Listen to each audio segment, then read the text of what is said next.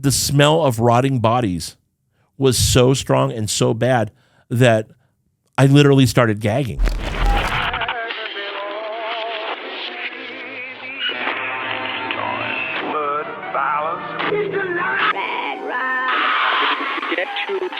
He hasn't spoken a word. Hello, creeps. It's your old pal, the Crypt Keeper. And you are now tuned in to my good fiends at Talks from the Crypt, the most gruesome podcast in the world. All right, and then while I test microphones, I'm going to ask the dumbest question I possibly can.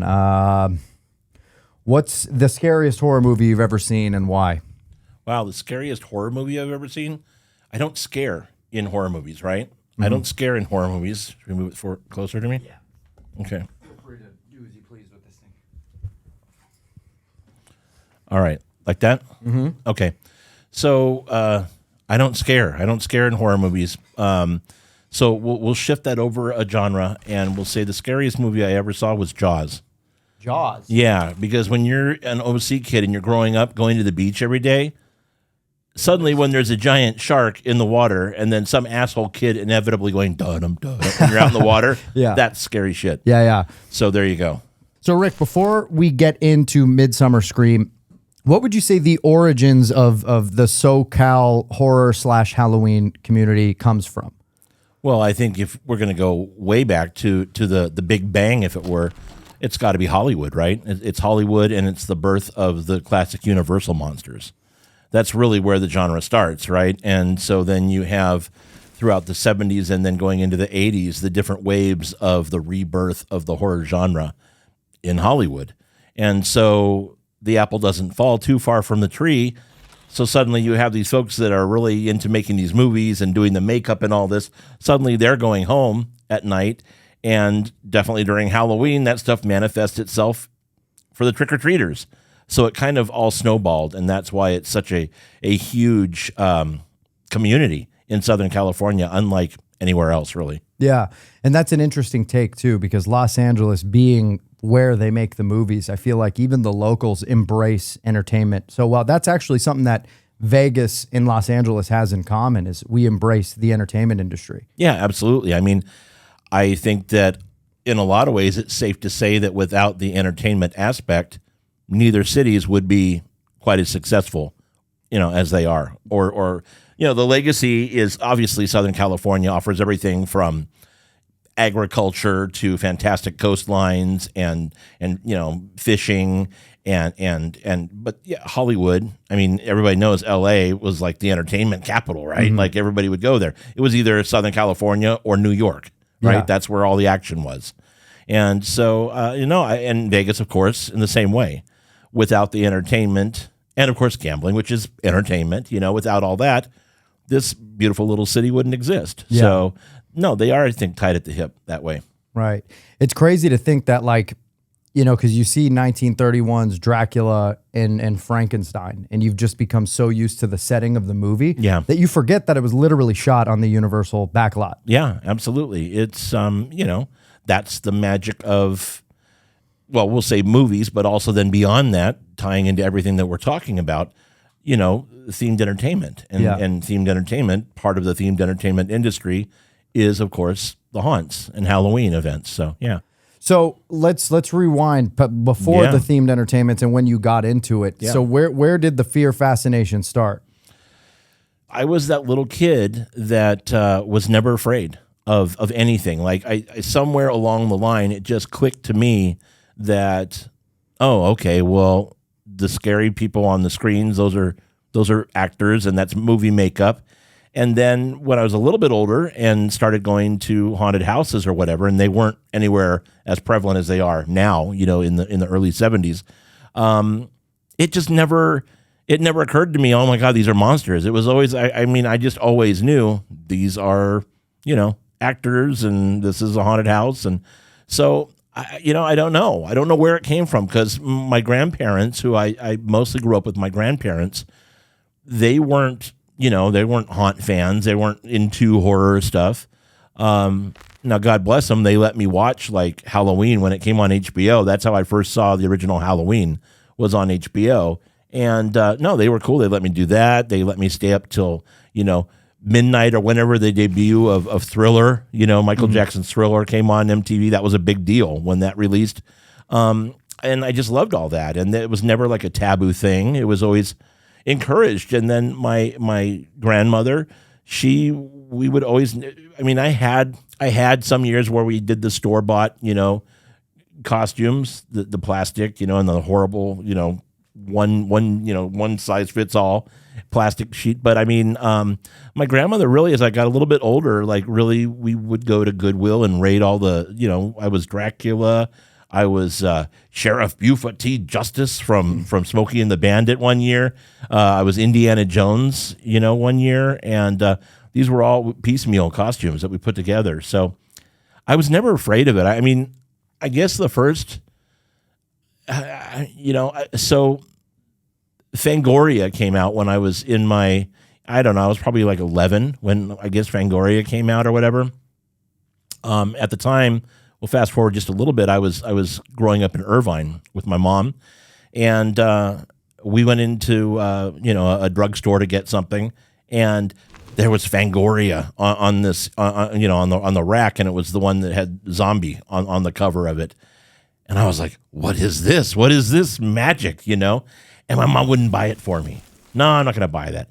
And I lost my shit. I was like, no, this is speaking to me, And I bugged her so much that she went back. She goes, okay. Next time we go, we'll get it. So we went back like that weekend or whatever, and it was gone. God damn it, it was gone. So, we got the subscription then to Fangoria. And so, no, ever since I was a little kid, I was just like super into it.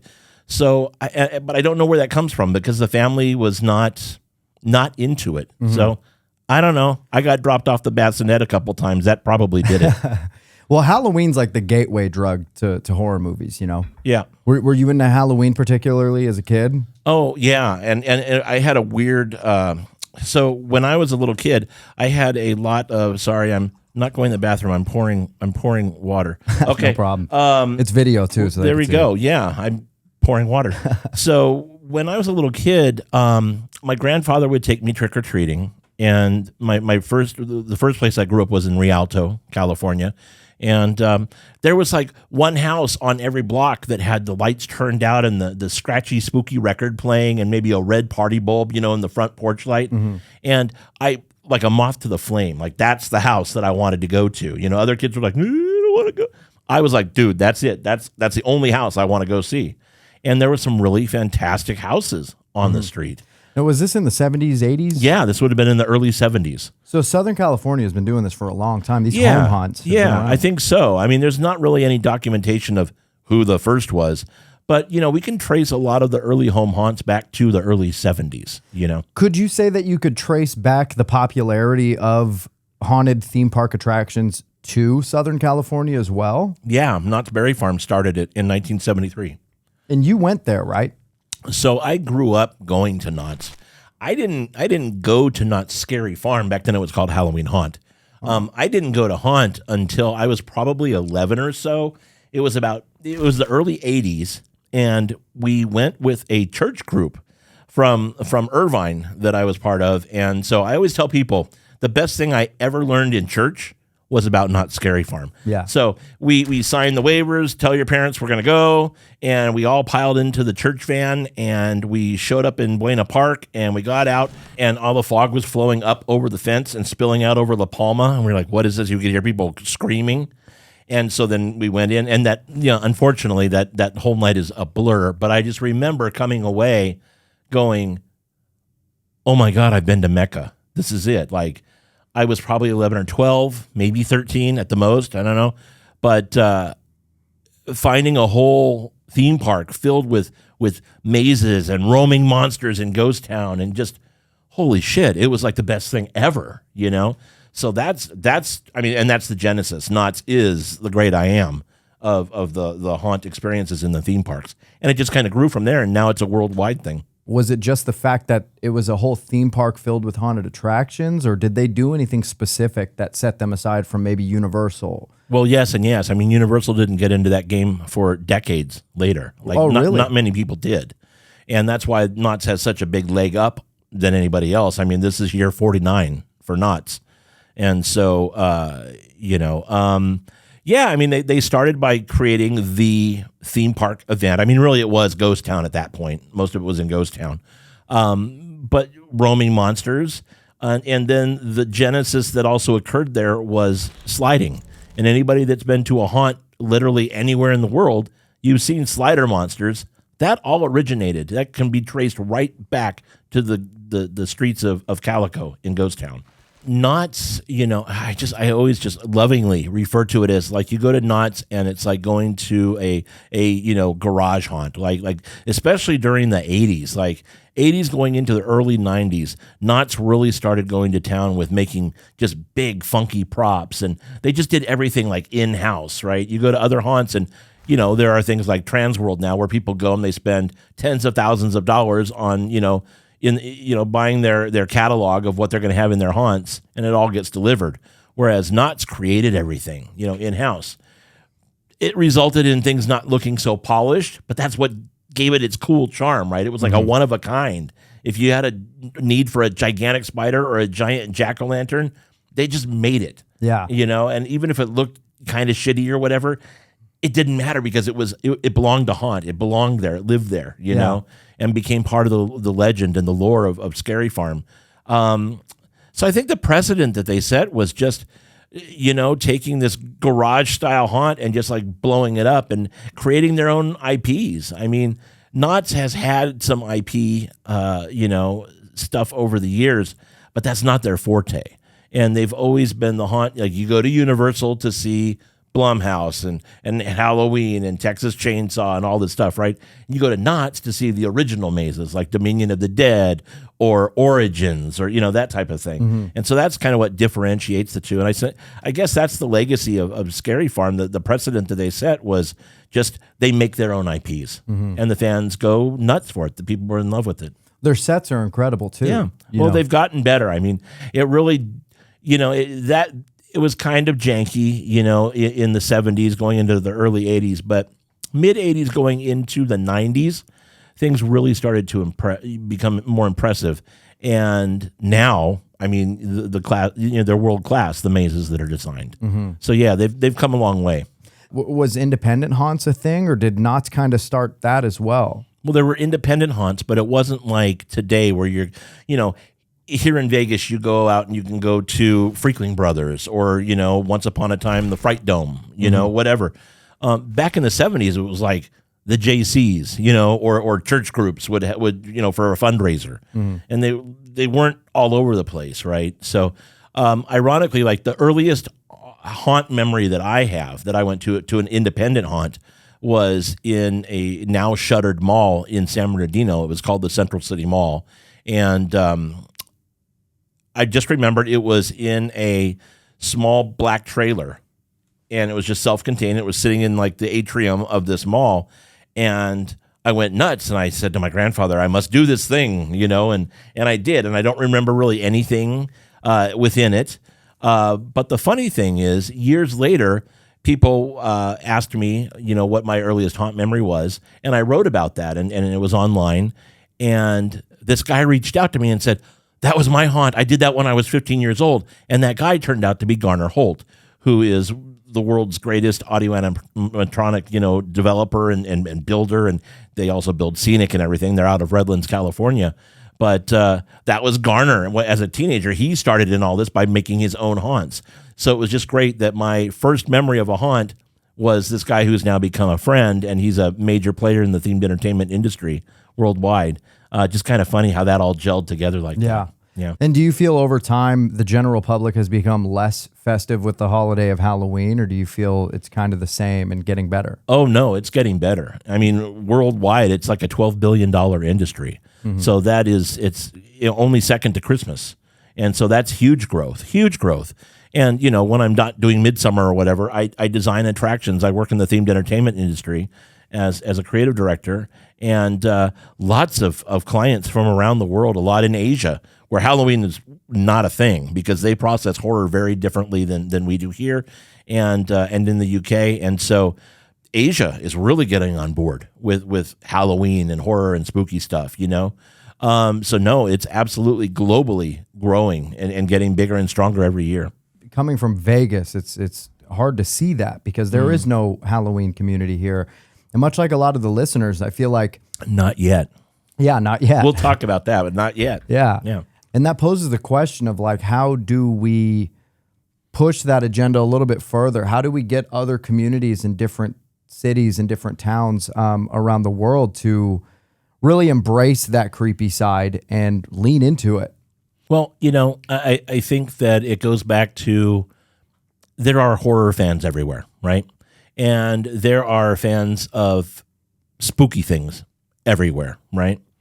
So even if you go into, you know, rural America, there's going to be a certain amount of your population, especially now with social media and the internet and you know, streaming on demand. Everything is like so interwoven and everything's at your fingertips, right? You realize very quickly, no matter where you are, oh, there's other kids that like scary stuff too, you know? And so, you know, I got a lot of shit when I grew up, like in junior high.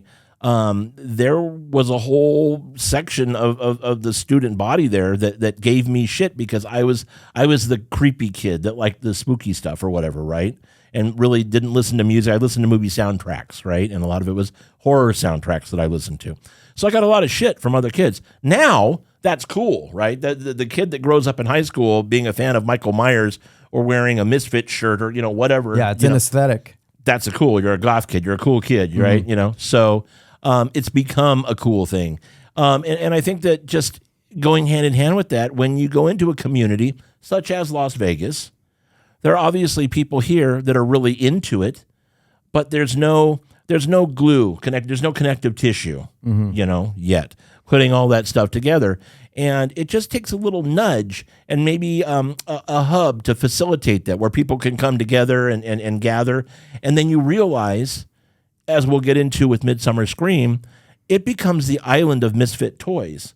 And suddenly the people that have been outcast all their lives or been made to feel a little weird because they have only black shirts or only black dresses and the family gives them shits. Why don't you have pink dresses? Why don't you have nice yellow dresses? You know? Why don't you cut your hair? Suddenly all those kids, they are with their people. You know what I mean?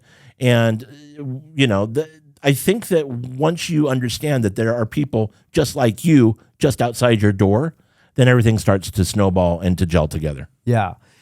So did you plan, you know, from when you went through your first haunted house, you were like, this is what I'm getting into. Halloween and horror is my thing, this is what I'm doing. Or did it evolve over time? I wanted to be a train engineer. So no, it had nothing to do when I went through. I never walked through it and went, oh no, I'm going to do this. No, for me, it was like conjunction junction all the time. Baby. Yeah. I wanted for a long time to be a train engineer. No.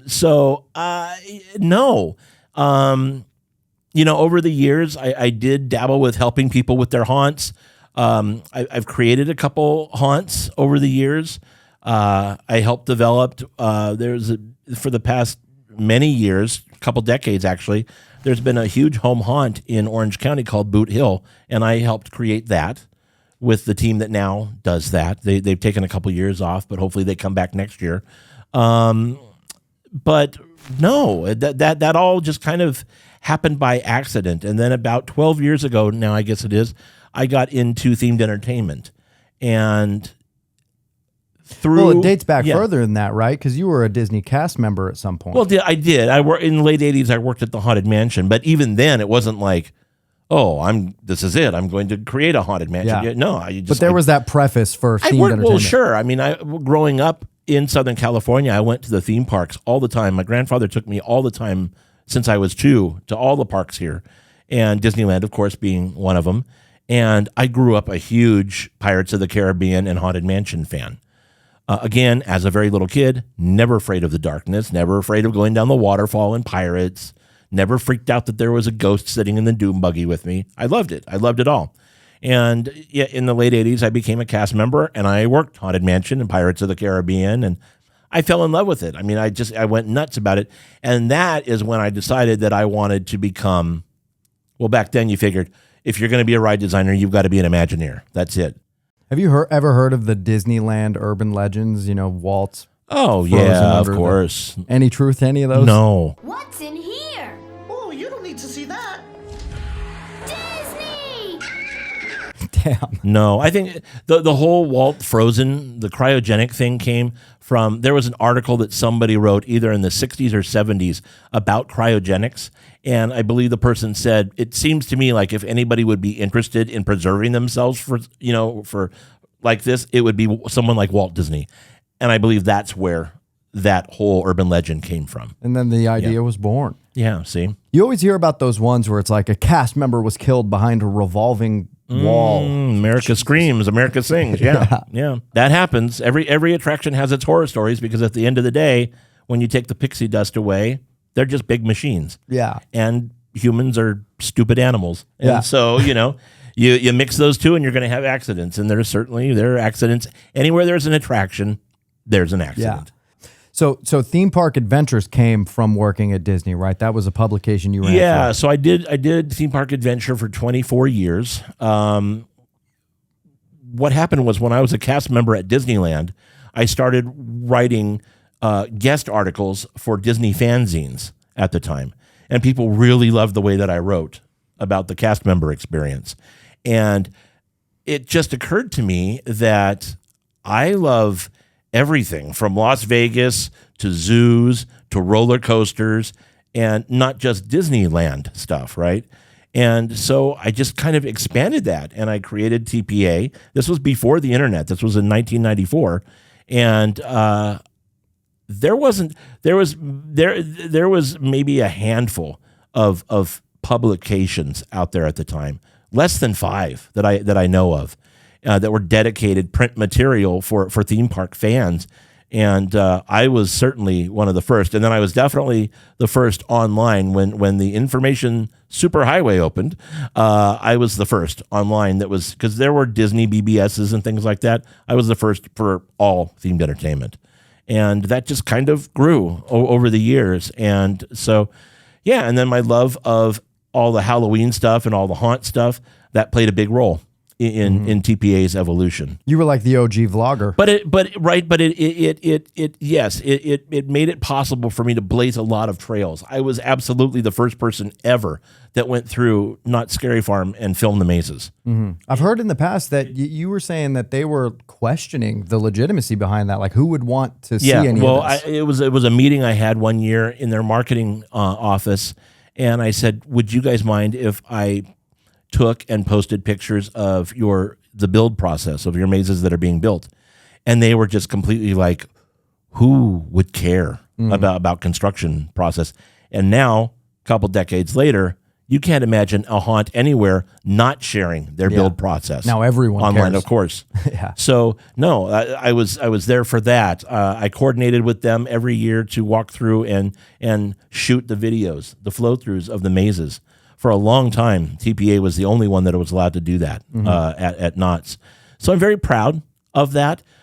If I'd come along today, there's a million people out there that do it better than I could. The toys are better. Hell, I can go through when we go to haunts, I go through with my iPhone, and it takes much better pictures than any expensive camera that I ever bought. So I mean, no, I was at the right place at the right time. I was a fan that decided I want to just take this a little bit further than the other fans, and it just kind of happened. But I literally, until about 12, 13 years ago now, whatever it's been, I just did whatever jobs that kind of paid the bills and just kind of let me do TPA or anything that I was into, right? And so it was literally a phone call that changed my life overnight. I responded to something on Craigslist about looking for a show writer for an attractions company. And I just kind of flippantly, filled it out and said, here's my resume, here's some samples, and went to bed. And the next day, I got the phone call from a guy that I knew because he was a fan of TPA and said, hey, we're really looking for somebody. Are you looking for a job? And my joke has always been, yeah, I'm looking for a sharp object to open a vein here because I'm so sick of this job.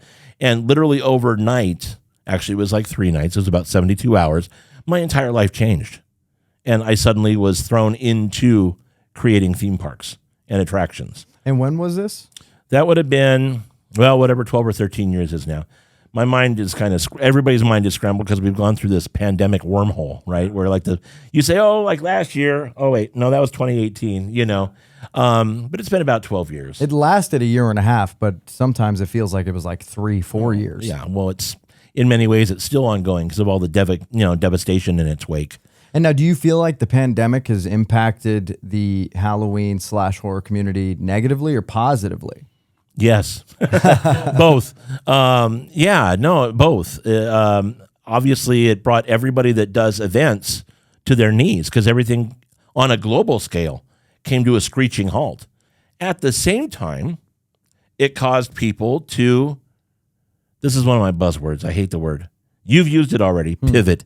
Because we've heard pivot so much the past year and a half, 2 years. But it did. It caused people to pivot and really brought out like so many years of doing home haunts. These guys couldn't do this even at home anymore. So we saw a lot of drive-up experiences, right? When I say I'm gesturing towards my girlfriend over here. And we found a lot of drive-through experiences, and it forced haunters to really kind of buckle down and figure out, okay, what can we do? How else can we expand? And they did it, some better than others, and, as great as some of them were, if I never have to do another drive-up experience, I'm fine with that. Nothing like going through a haunt in your own car where you're completely at home. And part of going through a haunt is that you feel vulnerable, right? Mm-hmm. I'm not vulnerable in my car, all reclined with the AC on or, whatever. So don't miss those moments or those days of the pandemic. But it forced creativity, right? Well, and horror is one of those things where it's like the scarier times get, usually the better the movies get. I mean, you look historically, the Great Depression in the 30s was, almost timed up perfectly with the great boom of Universal monsters as well. Yeah.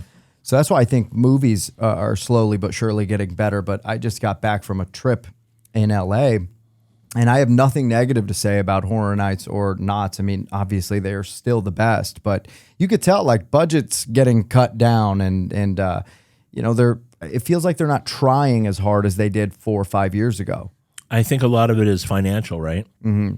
I think that you and I can sit here and say, well, if I owned a theme park, I'd throw twice the budget at it to make it bigger and better than it's ever been. But these parent companies are going, well, shit, we lost so many millions of dollars not operating. We're not going to give you, $2 million per maze, to build. They're going to say, okay, we're going to slowly start. The artery is open now, so we're going to slowly start tapping blood into it.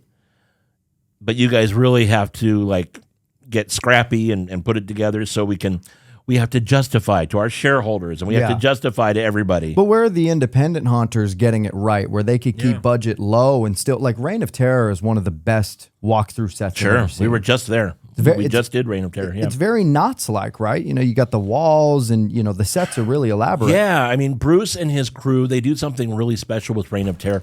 So Reign of Terror, if you don't know and you're watching, Reign of Terror is an amazing haunt in Thousand Oaks, California. It's been there for years. He started as a home haunter, actually. And it's in a permanent location now at the Jan's Marketplace in Thousand Oaks. And he opens it up once in a while throughout the year. He is one of the only ones that I can think of in Southern California that is blessed with a space where he gets to keep it up year round. Yeah.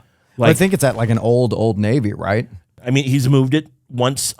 He had a big move just like in the last couple of years where he moved locations. But he gets to keep it up year round, which is a luxury that most haunters, because the rent is so outrageous in Southern California, nobody can really afford to keep it up like a year. They do. 17th Door does also. They leave their haunt up, and they get to monkey with it then throughout the year. But that is such a rarity. Across the United States and around the world, not so much. Yeah.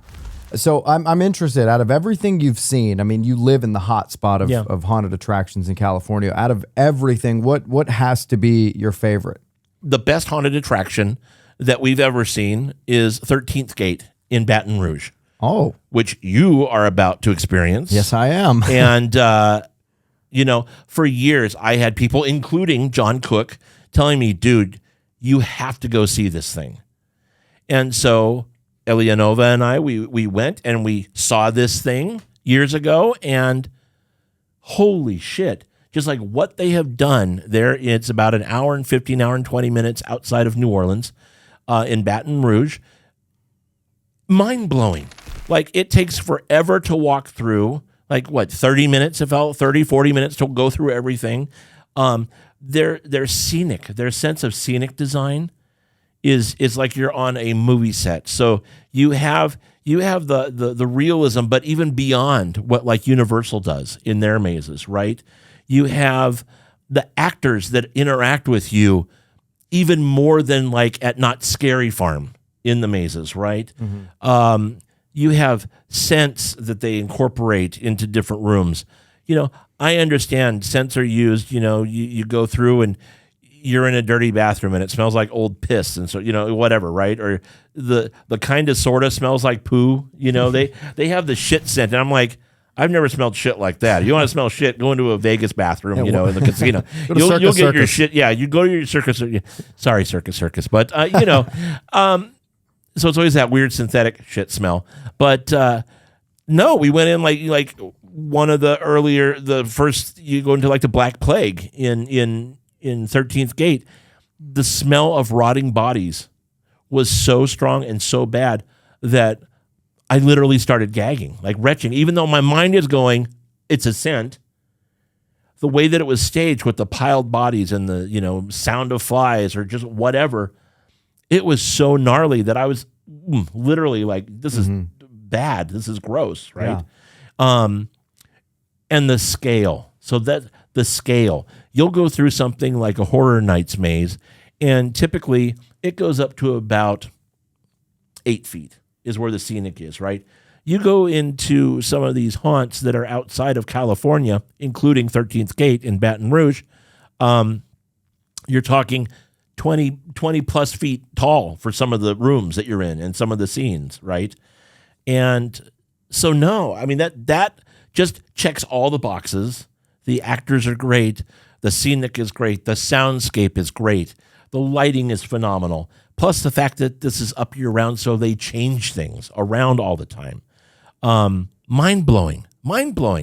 Like, we walked out of it going, what the fuck was that? That was like, that just, it hits like a train. You're just like, what did I just experience? Mm-hmm.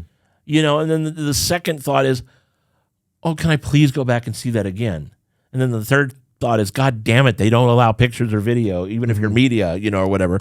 So no, but so yeah. So but here comes the but. That doesn't make it my favorite. Yeah, it's hard to choose. It doesn't make it my favorite. It's like asking what's your favorite. Technically, that is the best I've ever seen, right? Yeah. But no, there are mazes that have been favorites of mine over the years. Dominion of the Dead, the original Dominion of the Dead at Knott's Berry Farm. You know, the original Trick or Treat at Knott's. Origins is beautiful. Waxworks, which this is the last year for Waxworks. Waxworks is beautiful. Pumpkin Eater. I mean, no, Pumpkin Eater is the last year for Pumpkin Eater. Is it really? Yeah. That's the best. I think, and I that's love my it. favorite one. We love Waxworks too. Waxworks is staying for a little bit, but I mean, all of those, right? Like, but over the years, yeah, you have your favorites, but no, nothing has ever stood out as my favorite. Mm-hmm. Like, there are favorite home haunts that we go to every year. Rotten Apple is a favorite home haunt in Burbank, right? No, but I don't have like a favorite. Yeah. I'm just trying to think, you know, what could, you know, from my personal perspective over, you know, I've been going to haunts since I was, as long as I could remember. And specifically within the last 5 to 6 years, I've noticed it's starting to become a little too formulaic. Like, you know, I could walk into a room and be like, that window drops down, someone's going to pop out, this person's about to do this.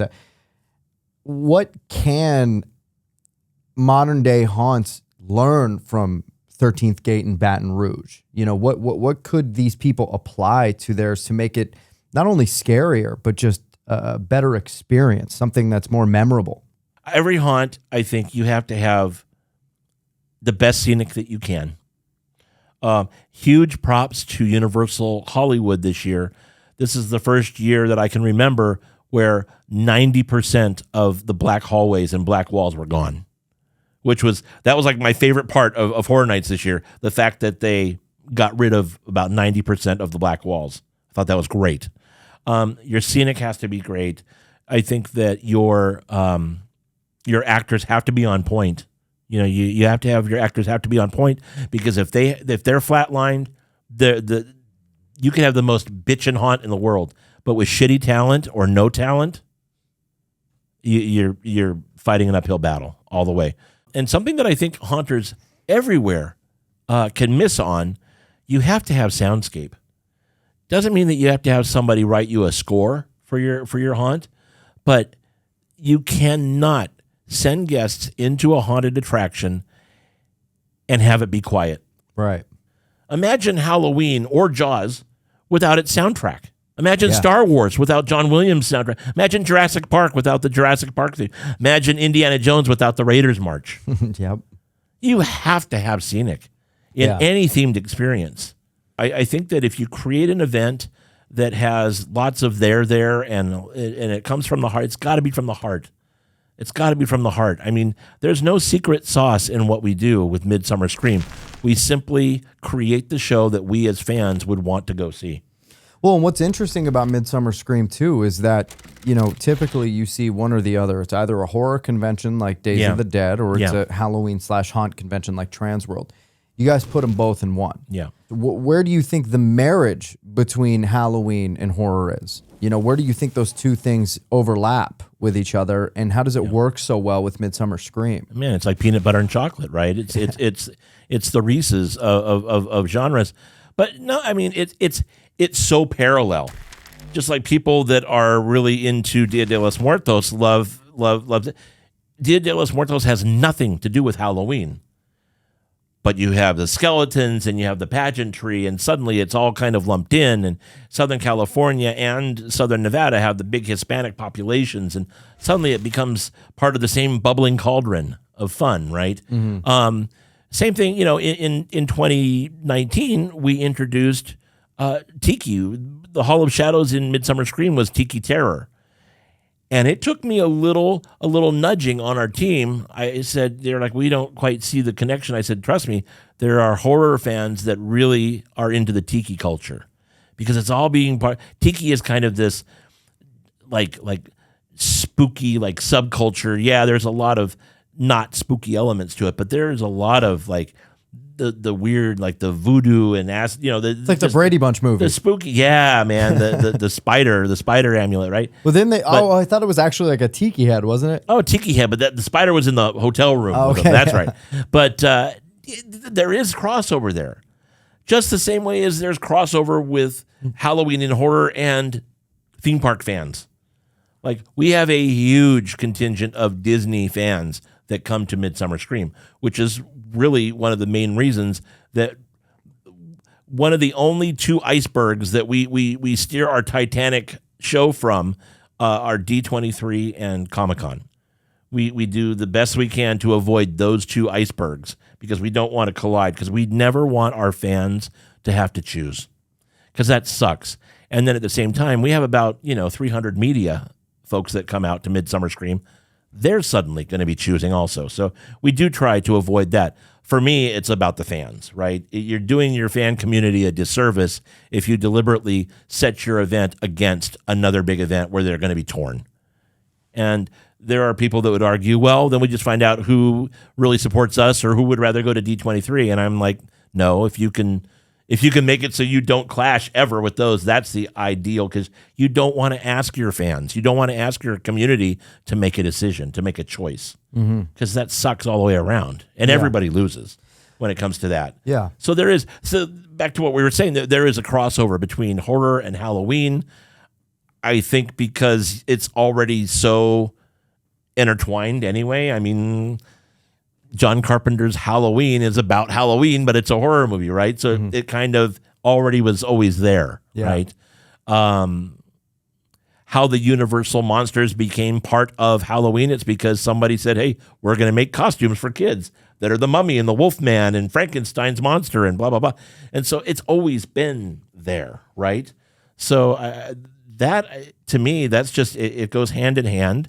And you create an event like you mentioned, Transworld. Transworld is a trade show. It's not a convention, right? A convention is a celebration of fans, right? A trade show is where you go. Transworld is where you go at the beginning of the year. You take a blank checkbook and you write tens of thousands of dollars of orders because you're ordering all your animatronics and all your props and all your whatever, your lighting effects, whatever, for your haunted attraction. Then they ship it to you. You build your haunted. Transworld has nothing to do with celebrating Halloween or horror. Right. It's a trade show. Yeah. It's actually called Transworld Trade Show. It's a trade show. It's not a convention. Yeah. So apples and oranges again. We're a convention. Sure, we will have Immortal Masks. They will come because they're friends of ours and they will have a great booth or whatever. Or we will have these companies like 13th Floor come and set up a big, floor display on our show floor. But the number one target, what we're looking at is what the guests are really going to love because that's who we're servicing. What are some of those things? What are some of the boxes you as Rick West has to check for the audience that comes?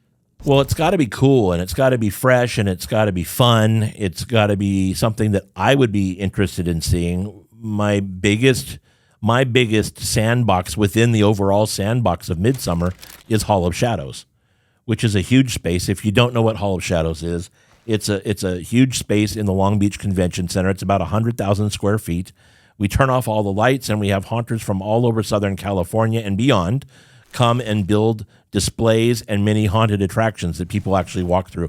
And so it's basically like having a Not Scary Farm within, our haunt convention, where we also have over 300 vendors that we handpick. We have live entertainment. We've got multiple stages with things going on. We have a main stage that seats about 2,000 people where we have world-class presentations from everybody. Like this last year, we did, the original Monster Kids. We had, Sarah Karloff, and then we had the Cheneys and the Lugosi's, and it was hosted by Kirk Hammett from Metallica. We have world-class presentations like that. The theme parks come out. Horror Nights, John Murdy comes out, talks about what they're going to do this year. To the smaller stages that have, discussions from horror writers about how to create horror novels and get them published in the industry or whatever. So we just cater to like every aspect that we can, but always keeping in our mind that it really is a fan show first. And we try different things. Some things work, some things don't work. This year we had a lot more celebrities than we've ever had. And it was an experiment because for years we've always said, and we've gone out of our way to say, we're not an autograph show. We are not a celebrity show. But there is a certain part of the population that does want to come and get that actor's signature on something. Yeah. And so we tried that, and we've learned from it this year. And we learn from our own experiences of what we like, what we didn't like about it, and we adjust. And you'll see there will be adjustments going forward, including with Season Screamings, which is coming up, which is our Christmas show that we do. So it's a constant evolution. We do constantly reinvent ourselves. We try as hard as we can to never rest on our laurels about anything. And we just, again, we know that the bar is set really high for what we do. We just try to out-excite ourselves because we figure if we create something that we're excited about, chances are a couple other people are going to be excited about it too. And so far, that's been a perfect compass for us to follow. So how exactly did Midsummer Scream come about? Who brought it to the table and was like, hey, I've got this crazy idea. Let's rent out a giant convention space and arguably risk a ton of money to throw it and put it all on the line. How did all of that come about? Well, there was a rift within Scare LA. And basically, the two people that created Scare LA had a really irreparable falling out. We were actually at Transworld when this all came crashing down, really. And Gary said, he pulled me aside and said, look, you have created something so special for the community. You can't just walk away from this. Let's create something bigger and better. Let's move on, move forward, and just because the community deserves this. And so it was really then we moved forward. And from that point at Transworld, where we said, okay, well, let's create something, we had about 3.5, 4 maybe months between, okay, well, let's do something to opening doors, which is fucking crazy. Like unless you are an event producer, which David Markland had been, and then by default I became. Why so fast though? Was there a date you guys were trying to hit? Was it just in season? Well, it was that year. Yeah, I mean, it was supposed to be that year. Like we were doing Scare LA every year, and it was a summer thing, and it was already March, and we were at Transworld, and it was like, shit, we got to do something. And so Gary, who owns his own AV company, he's very familiar with the people that run the Long Beach Convention Center. So that was the in there. And we saw that, and it was so in the early days, and you can still find it now. If you go back online, you can find our first logo was Midsummer Scream Halloween Festival. Because the idea was, let's just do something really cool and really small, have it like maybe outside, have it like a pop-up vendor market, and have live bands, have food, music, or whatever, a festival, right? Well, then once we started rolling up our sleeves and getting out, I was like, well, but Universal wants to come and Knott's wants to come and present stuff. And suddenly we had a stage. And then it was like, well, we have this vendor and this vendor we know want to. Suddenly we had lots of vendors. And it was suddenly, shit, this is a convention. It's not a festival.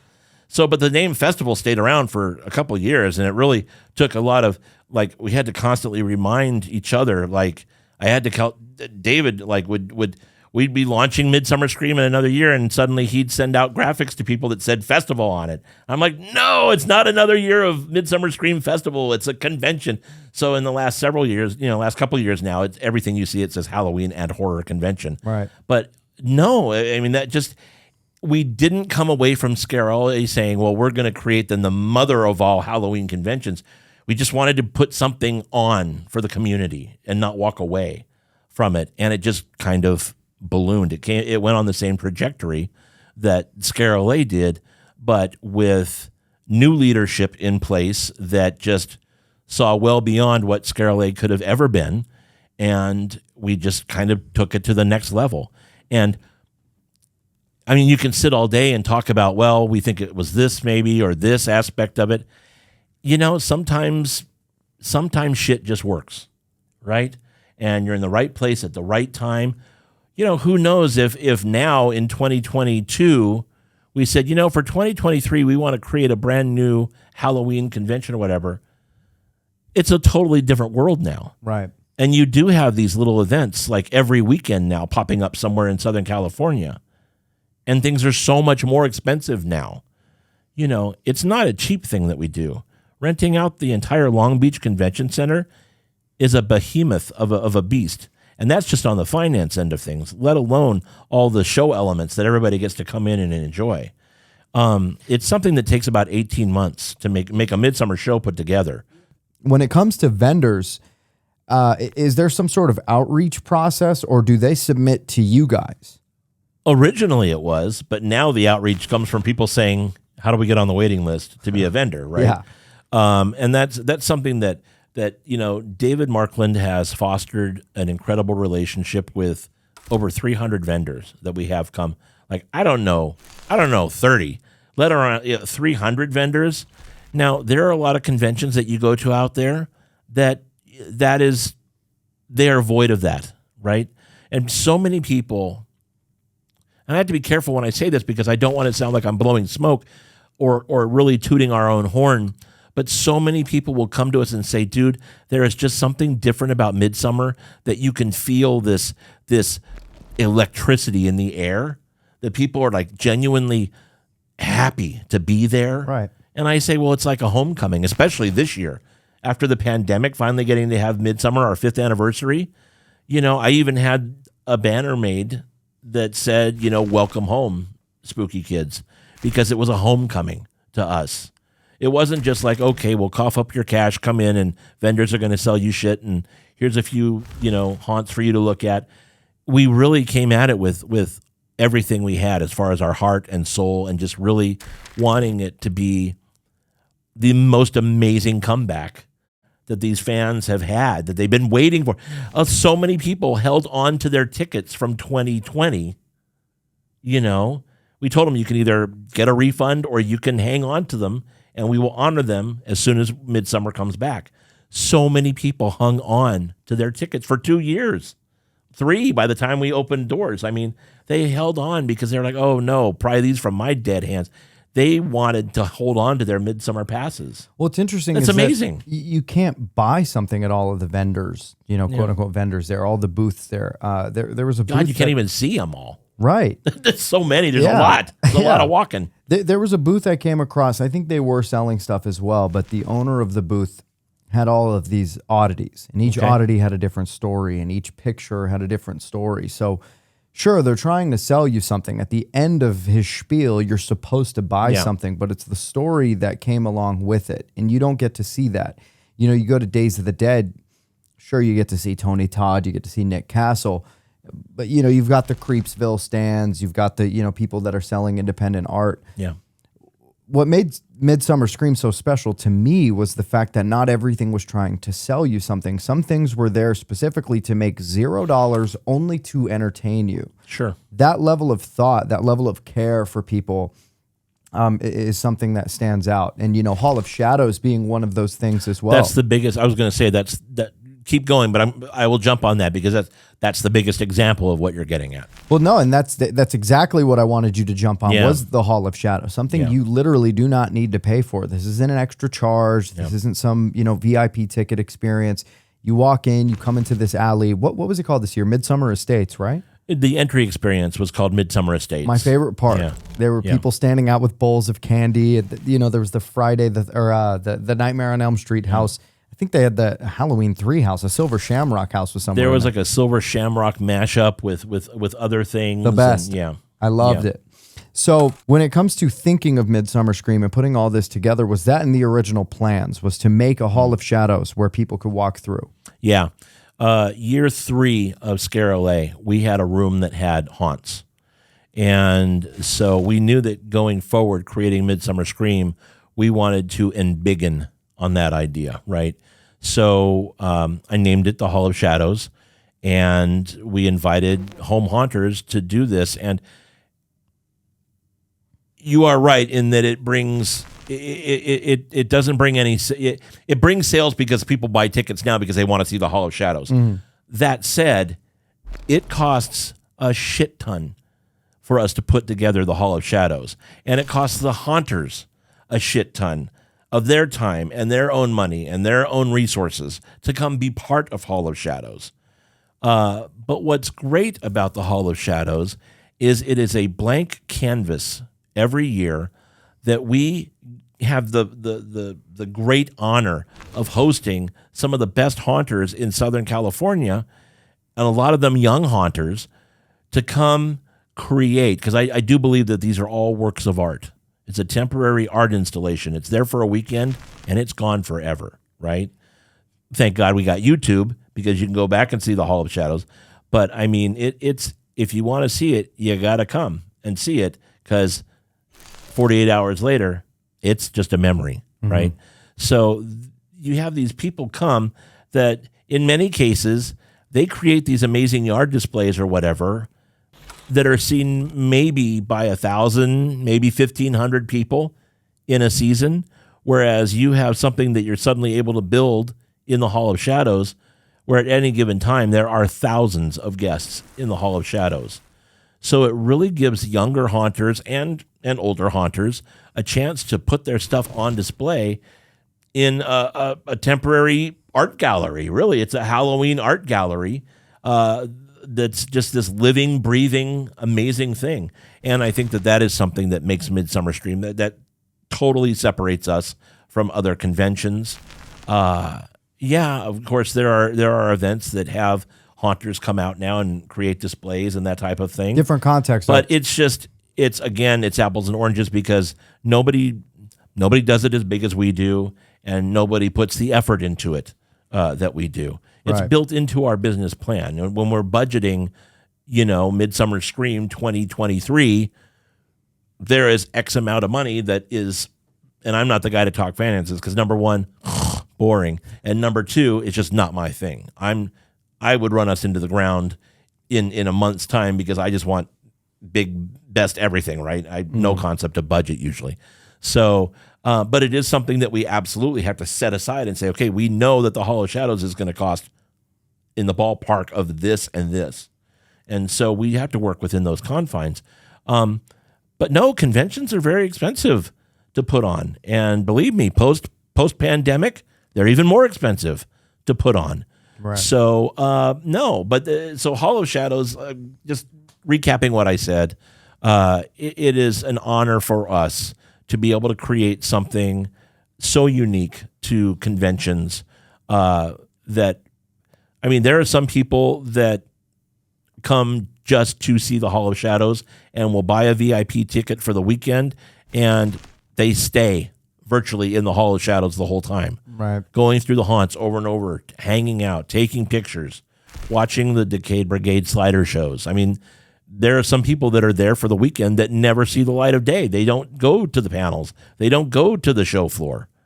And we purposely design the scope and scale of Midsummer Scream so that you can't possibly see everything. Right. We run so much programming all at once, whether it's our major panel presentations on the main stage, things on the second stage, which is our performance stage, to independent small little classrooms. We just counter program everything that people, in a fun way, hopefully, usually, are pulling their hair out, going, "Oh my God, I need to rip myself in two because I can't be in both places at once." And it drives our media, our people that are covering for media, our media partners are like, "Damn you," because they can't possibly cover everything that they want to at Midsummer. We do that by design because as an organization that puts on a show for people, you never want to have a 3-day convention where people walk away Saturday afternoon saying, "Well, we don't really need to come Sunday because we've already seen everything."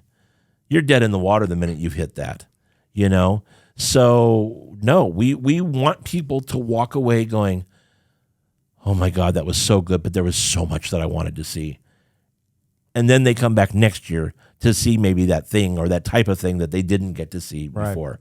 So it's all about building that into the business plan. Well, and that's what's brilliant about it too, Yeah. is, you know, what brings back people to Halloween Horror Nights is, oh, this year it's not Texas Chainsaw Massacre, Sure. it's The Exorcist. Yeah.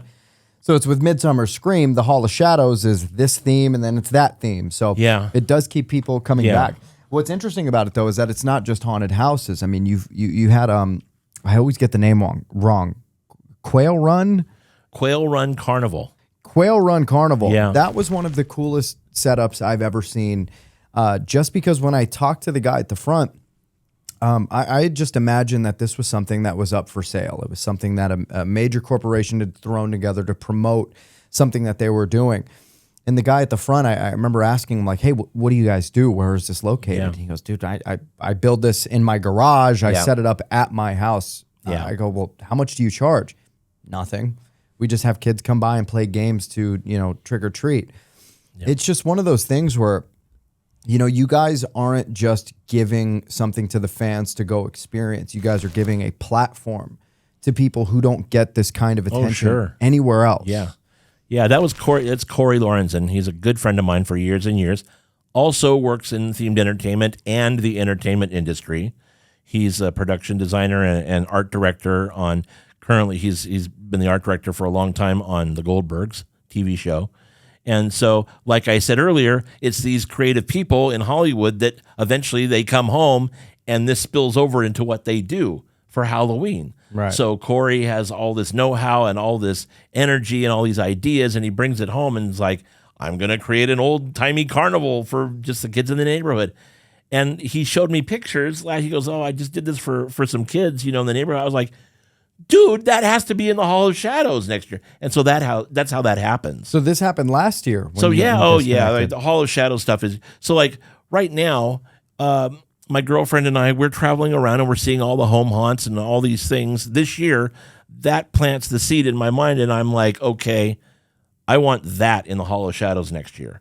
So we're already well on our way with Midsummer 23. Right. I mean, we already know what the theme of Hall of Shadows is going to be. We already know what some of the big panels are going to be.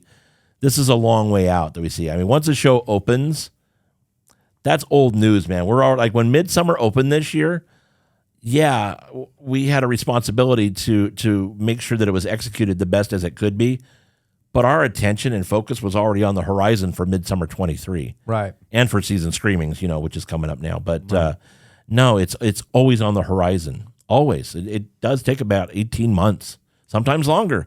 I wanted to do the Monster Kids panel that we finally had this year at Midsummer. I wanted to do that before the pandemic. And it's the most legendary panel, I think, great. that's ever been done. In It a was convention wonderful. before. It was wonderful. Well, because you look at Boris Karloff, Yeah. you look at Bela Lugosi, Vincent Price, they're kind of like, they were dead long before I was born, I think. Yeah. I mean, I Me don't too. know. When was the Me last too. one? Yeah, right. me too. Yeah. So, they're kind of like make-believe. Yeah. They're superheroes. They're bigger than life. Yeah. Yeah. And to see, the Descendants on stage Yeah. with somebody as iconic as the guitarist of fucking Metallica. Yeah. Moderating the whole thing. Just such an incredible. I unfortunately missed it, but I did watch the videos on YouTube. Sure. There's a million videos, I'm sure, Yeah. on YouTube. Did you get to know any of them? Like when they were in, like who was the coolest out of them all? So I didn't know any of the monster. I call them the monster families. I didn't know any of the monster families. And I just recap for people that don't know the original Monster Kids. The concept was we're going to have the children and great grandchildren or whatever of these iconic film legends like Boris Karloff, Bela Lugosi, and all that, the Cheneys, come together for the first time ever. Like even like the Motion Picture Academy hasn't done this. Brought them all together on stage to share their collective memories of realizing, oh, dad or grandpa is this like huge icon, type of thing that had never been done before. And, the original, the story is here, and it's true. The original idea that I had for moderator, because a moderator is very important for this kind of thing. If you have the wrong moderator, you can have the best panel in the world, and it just fucks it all up because it throws off the juju, right? Right. So my original plan was to have these kids on stage, and Gilbert Gottfried be the moderator, because Gilbert was just a huge monster kid himself. I mean, he forward and backward, like the back of his hand, knew everything about these families. He was friends with all these families, had him on his own podcast, So Gilbert was the one, and I reached out to Gilbert, and he and his wife, Dara, they contacted me right back and said how excited and flattered that Gilbert was that we would reach out, but that they couldn't because they were going to be traveling at that time. And then literally just a couple weeks later, Gilbert passed away. Damn. And so it was like a gut punch, but then it was also a hindsight that, they probably knew he was pretty sick at that point and just said, well, we're going to be traveling, right? So it then became Kirk Hammett, and David Markland is the one that kept saying, he was on my shoulder the whole time saying, look, this is your dealio, but I know you want Gilbert, but if Gilbert doesn't work out, because I was thinking, maybe John Landis, maybe, so I didn't know. I had names in my mind, Leonard Maltin, maybe. I was just going to ask you, were there any backup plans? Yeah, that was the backup plan.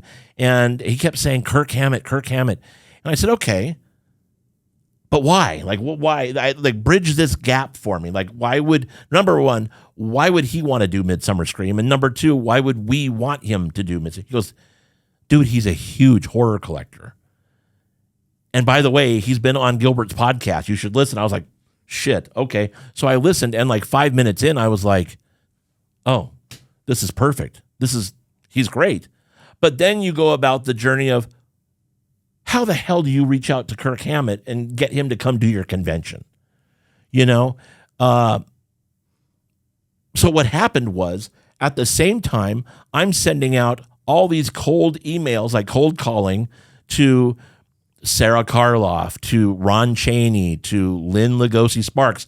I'm sending out these emails to their info address saying, hi, we do a Halloween convention. We'd really like you to come. What do you say? And unless you've been at Midsummer, people go, oh, that's cute. When you say you have the world's largest Halloween convention, you're like, that's nice, hon. And then they come and they're like, oh, shit. And you're like, well, that's what I meant by the world's largest, They didn't know me. And like literally right away, the first person that reached back was Sarah Karloff. And I just thought, because she's older and I don't know her, and I thought maybe she might be the hardest one to get to respond. She responded right away. And she like instantly like started reaching out and nudging everybody else. Hey, you better contact Rick back. We want to do this. This sounds like a great idea. And she's a force of nature. She is just unbelievable. And we actually, Eleonova and I went to her house and we sat with her, and she said, well, who do you want? Because we talked about Gilbert Gottfried dying, and she loved Gilbert. She thought that he was a wonderful person. And she said, well, who else? Who else are you thinking of? And I said, well, we're trying to reach out to Kirk Hammett. She goes, oh, Kirk will do it. Kirk, that's great. And I'm like, and it turns out that like they have a great friendship that goes back a long time. And I'm thinking, oh, Super Collector, of course she knows Kirk Hammett. Of course, all these families know Kirk Hammett, and they did. And they said, oh yeah, please. And Sarah goes, oh, I'll have him reach out. And literally 24 hours later, there's email in my inbox from his assistant saying, oh, we're very interested. Let's talk. We got to meet for lunch and talk about this. It's like, so Sarah was the one that just kind of whipped all this into shape. And flash forward now, Sarah's become like family. It's just like, whose life is this? This is like, what a blessing, and how crazy that is, right? Hanging out, having a beer with Ron Chaney. What life is this? And it's a blessed life is what it is. And what did they all have in common? Being the children of, they just, that's it. Like being the children or grandchildren of, in putting this together, Lynn said to me very early on, Lynn Lugosi Sparks, she said very early on, I'm different from these others in that I never met my grandfather. Her father, who is Bela Jr., and we think we're going to have him at Season Screamings, folks. So she never met Grandpa. And she goes, so I'm delighted to be part of this, but I don't have anything to bring to the conversation because I didn't have a relationship. Whereas these guys knew their dad or grandfather or great, whatever. And I said, Lynn, what you have is a very unique story in that even though you didn't know Grandpa, like in my world, and we've talked about him today here, the most important person for me in the world growing up was my grandfather. He was my father figure. He was my best friend, and he was my grandpa. He was my spine. I mean, he was my foundation. Nobody knows who my grandfather was. Nobody cares who my grandfather was. He's all in here now, right? I said to Lynn, you, however, can go to Japan. You can go to London. You can walk down the street and you're going to pass somebody wearing a shirt with your grandfather on it. Yeah, or with a fucking tattoo. Or on with their a arm. tattoo, right? I said, not knowing your grandfather, but being anywhere in the world where you are surrounded by pictures and imagery of your grandfather, that's a lot. That's got to be a lot, to take in. And how unique. And that's what you bring to the table with the conversation. And she got it. She understood. And she said, well, yeah, and it is a lot. And yeah. And so, no, having them together was great. But then the residual payment from that was that these people have become friends, especially Sarah has become very important in our lives. And, my grandparents are all gone now. And I was very close to my grandmother, and I feel a lot of that kinship with Sarah because of this idea a few years ago to bring these monster kids together for Midsummer Scream. Our lives now are just so much more rich and so much better on the back end that people don't even, will never even see on stage for it. That is just, God, you can't even put a price on that kind of takeaway. Right. And in ways similar to that, getting to know haunters that come in and do our Hall of Shadows, getting to know them and then showing up and seeing them at Halloween, it's like seeing, family. They're good friends. They give us hugs. They show us around. They show us their haunts. They're very excited that we're there. And no, so like the residual is just being further entrenched in the community and seeing how literally excited everybody is to be part of Midsummer every year, or Season Screamings, or just to hang out and talk and take pictures, and just the camaraderie Right. is just so deep and so rich and so real that it honestly doesn't feel like a job. I very rarely do I feel like I'm working. That sense of community is very strong. And I honestly appreciate the fact that you guys spend so much time and money putting these things together. I mean, I remember learning that you guys didn't charge home haunters to set up at the Hall of Shadows. It was We do not. shocking to me. We do not. We do not, and we provide parking for them. We provide all their electrical power. Just the electrical power alone to run Hall of Shadows is more in a weekend than some people make working in a year. Right. I mean, the scale of this thing is so mind-blowing, but we do it because we realize that without those haunters being excited about being there and coming to do this stuff, we don't have a Hall of Shadows, right? Those haunters are they're the number one priority is keeping them happy, giving them a fantastic platform to do their thing, to helping them with guidance, with meeting the milestone preparation leading up to this, to promoting them, and then just to backing the hell off and letting them do their thing. Right. And they do their thing. And this Hall of Shadows that we had this year was the best thing that we've ever had there. I mean, it was the size of the haunts alone and just the scale of everything just was so just bitchin'. It gets better every year, and it just blows my mind. Yeah. I'm sure that in 23, I'm going to be like, oh my God, this is the best Hall of Shadows we've ever. It's because everything just gets better every year. And these guys and gals that come out, their skill sets get better and stronger every year. And no, I'm very excited about that because just the sky's the limit on that, really. Well, the most important part is that it's in the middle of summer. Yeah. You know what I mean? It's October, still a little bit of ways away. Yeah. You can kind of feed that fascination. By design. Yeah. It's always been by design. Originally, what fed that, because people say, oh, how do you have a Halloween show in summer? Well, the way that we set Scare LA up, it was because it was during the summer that the theme park started announcing their haunts and their events and their mazes. And so by design, by very specific design, that's when we decided we were going to hold Scare LA so that Universal and Knott's could come to our stage and make these announcements.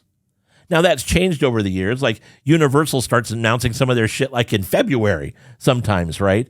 But for the most part, Halloween now starts so early here everywhere now. I mean, earlier in Florida with Walt Disney World than it does even here with Universal. But, I mean, it starts really in the beginning of September. If we go and we're in July, you really only have a few weeks there, and then suddenly it's Halloween. So we are very prideful in the fact that we call ourselves, we are the gateway to Halloween. We're the kickoff of the Halloween season in Southern California. And then you do season screamings as well. And now we're doing Season Screamings, which is our Christmas Halloween horror mashup event. And that is every December now. We're going to do that at the Pasadena Convention Center. Looks like, feels like, smells like Midsummer, but it's fun size compared to what we do in Long Beach. It's about 1/5 the size of what we do in Long Beach. Literally everything that we do in Pasadena could fit in the Hall of Shadows in Long Beach. There's your size difference. But so Season Screamings, we have a large stage, which is going to seat upward of 1,000 people. So we do have a main stage. We will have a second stage that's going to be used for maybe screenings or performances or whatever. We're still locking in and we're still announcing, our programming for Season Screamings. We have a Hall of Yuletide Spirits. So no longer Hall of Shadows. So it's got to be something different, right? Because it's not the Hall of Shadows. But I very purposely called it the Hall of, because it's got to keep that branding and that feel. Because this is Midsummer Scream Presents Season Screamings, right? So we knew there's got to be a Hall of in this thing. And it's smaller, but it's the haunts and the displays with a spooky holiday twist to it, and we have live entertainment. Our Force of Nature Productions, they provide us every year with Christmas carolers that have diabolical lyrics that they've created for this Christmas carols, and it's a lot of fun. So, what are actions that the listeners could take directly after this episode to start cultivating or growing the horror Halloween community in their own cities? Wow, I think just get active, introduce yourselves. I mean, if you go up to see someone's yard display, don't just get out of your car and look at it and jump back in your car and drive away. If they're out there on the porch or out there in the yard, making sure that you're not there to steal their shit, thank them. Introduce yourself. Say, oh man, this is fantastic. What do you do for a living? Get to know each other. But it all starts with camaraderie, right? It all starts with networking with like-minded fans, like-minded haunters. If you're a haunter yourself, say to your neighbors across town that have a home haunt, hey, we should go grab a drink and talk about this. That's how it starts, right? Or, oh man, I love the way that you did your crank ghost. I want you to come see my Pepper's ghost. See what you think about this. That's the genesis. That creates the big bang, right? Right. Getting people to just talk, to communicate. Communication is key. Just communicate. And then suddenly, I have these other friends that they've been wanting to do a home haunt, but they don't know how. Oh, well, let's go show them how. Suddenly there's a new home haunt that year. That's how it grows. So if you want to start fostering your community, communication, that goes a long way, man. Something as simple as going up to somebody and letting them know, hey, I loved what you did, might spark enough motivation and drive in that person to be like, I want to take this bigger. That one person telling me that they loved this has now sparked, 100%. A John Cook or a John Murdy. 100%. Get your ass out and see home haunts in your neighborhood. Drive to a neighboring city. Drive across counties. I mean, whatever it takes. Get out and see these things and appreciate them and live in the moment. And when you get the chance, thank the creators. That's just that's it. That's really that's all there is to it. Right. Well, Rick, I want to thank you for coming into the crypt today. I also want to thank you for putting on such an amazing show for people of the community year around. I think the fact that it's not in October is what makes it so special. And I hope people could follow suit. I hope people could channel their inner freak into something creative, if not just contributing to their own community. I think there's large benefits inside of that. Guys, let us know where you're from. Do you have a community in your city? If you do, keep the spirit alive. If you don't, maybe we could get Rick West to take Midsummer Scream on the road. Make sure to like and subscribe on YouTube and follow us on Instagram at Talks from the Crypt. You could support Rick and Midsummer Scream by finding them on Instagram at RickWest999 or at Midsummer Scream. Thank you all for coming to the crypt today, and stay creepy, my friends. Thank you, Rick. Thank you, brother. I appreciate you, man. Anytime, man. Peace.